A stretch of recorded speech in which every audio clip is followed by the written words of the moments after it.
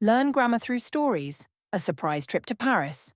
Preposition to a cozy cafe. Emma and Alex are sitting at a table sipping coffee. Hey Alex, guess what? I have some exciting news to share with you. Ooh, tell me. I love surprises.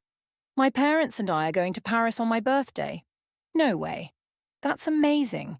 Paris is on my dream travel list. I'd love to visit the Louvre and see the Mona Lisa. I can't believe it. I was thinking, maybe I could get you a souvenir. What would you like?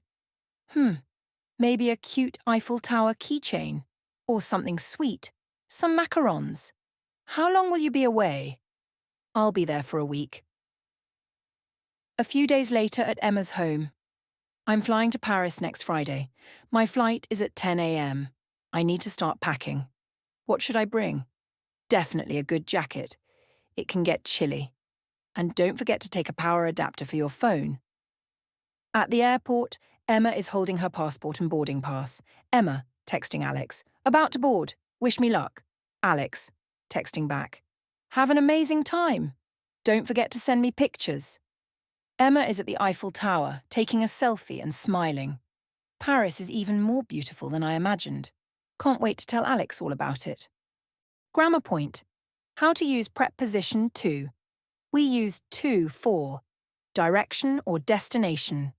This indicates movement from one place to another. Example. Emma is flying to Paris next Friday. For recipient, to show that something is given or sent to someone. Example.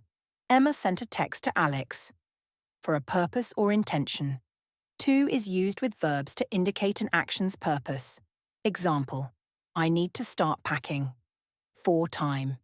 To can show a point in time or duration. Example. Emma will be in Paris from Friday to next Thursday.